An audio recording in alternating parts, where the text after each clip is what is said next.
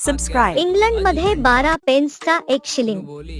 बाळाचे नामकरण 12व्या दिवशी केले जाते. मृत व्यक्तीचे धार्मिक विधीही 12 दिवसांचे. बलुतेदार, बारभाई, 12 वाटा, सगळे 12.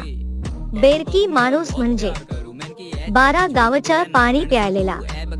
तसेच कोणाचेही ऐकणारी रगेल व रंगेल व्यक्तीला 12चा आहे असे म्हणतात. ज्योतिर्लिंग 12 आहे. कृष्ण जन्म रात्री 12. राम जन्म दुपारी 12. मराठी भाषेत स्वर 12. त्याला म्हणतात 12 खडी.